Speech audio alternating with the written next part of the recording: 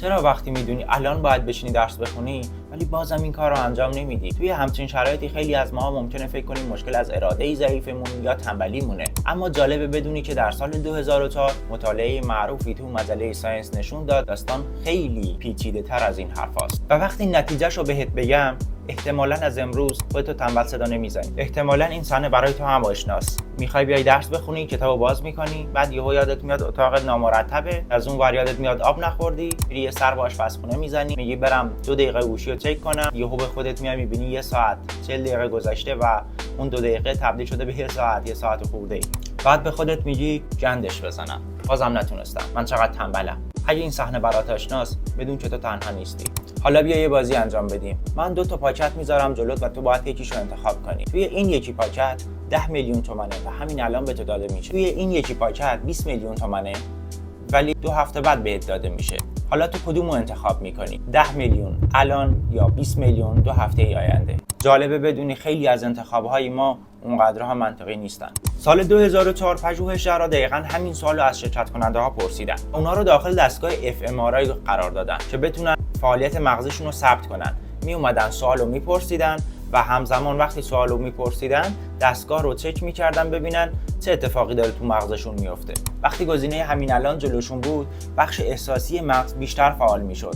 این بخش احساسی مغز اسمش لیمبیک هستش و من دوست دارم فعلا اینجا بهش بگم قسمت عجول مغز. قسمت عجول مغز یا همون سیستم لیمبیک اونیه که ساعت 2 شب بهت میگه بیا بریم ریلز اینستا ببینیم در حد 5 دقیقه، اما اون 5 دقیقه تو تبدیل میشه به 1 ساعت. اما یه بخش دیگه هم توی مغز ما هست به اسم قشر پیشانی یا همون پرفرونتال کورتکس. این قسمت رو ما توی این چنل خیلی باهاش کار داریم، چون این چنل در مورد اینه که چطور بهتر درس بخونیم، چطور تمرکز کنیم، چطور برنامه‌ریزی کنیم و چیزای این مدلی. و پرفرونتال کورتکس یا همون قشر پیشانی دقیقاً مسئول برنامه‌ریزی‌های بلند مدت ماست و به همه این چیزایی که گفتم مرتبطه.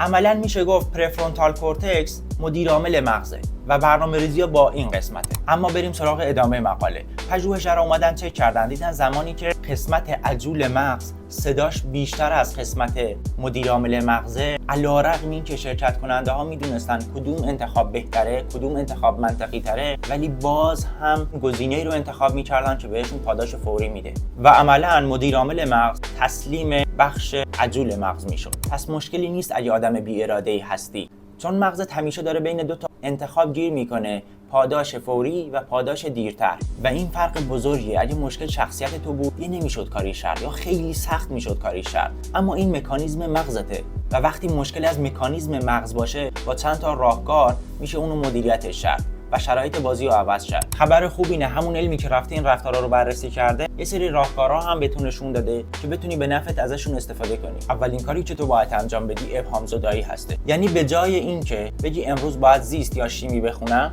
با خودت بگی امروز باید ساعت 7 الی 8 و نیم زیست شناسی فصل 3 گفتار اول این قسمتشو کار کنم و این قدم تست بزنم. یه تحقیق روانشناسا انجام دادن و متوجه شدن هر چقدر مأموریتی که به مغز میدی مبهم‌تر باشه، مقاومتش برای شروع سخت‌تر و بیشتره. به جای اینکه از جمله باید درس بخونم استفاده کنی، بگو این مطلبی که میخوام بخونم چرا باید خونده بشه و چه کاربردی برای من داره. عملا وقتی ذهن دلیلی کاری رو بدونه، مقاومت کمتری میکنه و بیشتر باهات راه میاد. وقتی داشتم برای کورس قلب میخوندم، زمانی که به مبحث نوار قلب رسیدم، حالا البته اینو کامل نبستم و هنوز جای کار داره و باید بیشتر روش کار کنم، اما به طور کلی زمانی که به مبحث نوار قلب رسیدم پیش خودم اینطوری کاربردیش میکردم.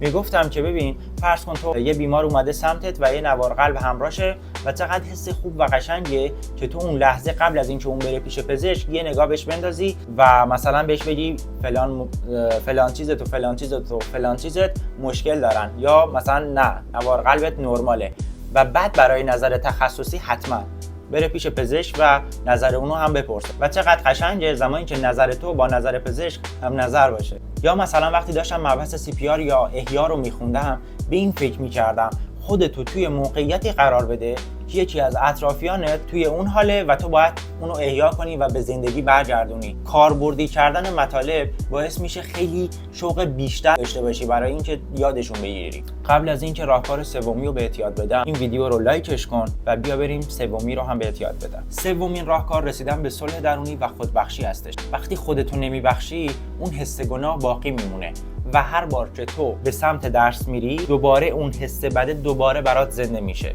و ذهن ما، مغز ما برای اینکه این حس بد رو تجربه نکنه، از همون درسی که منشأ عذاب وجدانش بود دوباره فرار میکنه. من این موضوع با چرخه دست داغ لینکش کردم.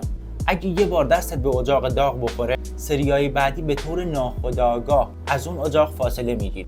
حالا اینم دقیقاً همونه. طرف به خاطر درس نخوندن حالش بد شده، عذاب وجدان گرفته و مغز به خاطر اینکه دوباره اون حس رو تجربه نکنه، مجدد از درس فرار میکنه و این چرخه باطل همینطور ادامه پیدا میکنه. سال 2010 3 تا محقق دقیقاً همین موضوع رو پیگیری کردن که من لینک مقاله‌شو توی دیسکریپشن برات میذارم و متوجه شدن که دانشجوهایی که به خاطر اهمالکاری یا از دست دادن روزاشون و نمرات قبلیشون خودشون رو بخشیدن و با خودشون به صلح درونی رسیدن، برای امتحانات بعدی نمرات بهتری گرفتن. پس دفعه بعدی که یه روز تو از دست دادی، به جای اینکه بگی من چقدر تنبلم، من چقدر سست اراده‌ام، بهتره اینطوری با خودت صحبت کنی. بگو دیروز رو کوتاهی کردم ولی امروز مجدد امتحان میکنم. همین جمله کافیه. اگه الان بخوام از این ویدیو فقط یه چیز یادت بمونه، اونم اینه که قبل از اینکه خودت رو قضاوت کنی و به خودت برچسب بزنی، بگی تنبلم، سست اراده‌ام، ضعیفم، اول بیا مغزتو بشناس. چون وقتی مغزتو بهتر بشناسی، بهتر میتونی این عادت‌ها رو از خودت دور کنی. ولی اگه اون برچسب‌ها رو به شخصیت و هویت خودت گره بزنی، دیگه نمیتونی از شرشون خلاص بشی و همیشه باهاتن. امروز فقط در مورد پاداشهای فوری صحبت کردیم، اما جالبه بدونی وقتی حتی ما انگیزه کافی هم داریم بازم شروع نمی‌کنیم و این یه داستان کاملا جداست که توی قسمت بعدی میریم سر وقتش. اگه دوست داری هر هفته یکی از باورهای اشتباه در مورد مغز، یادگیری و سلامت رو با هم زیر سوال ببریم، به دوچ مدیکال خوش اومدی.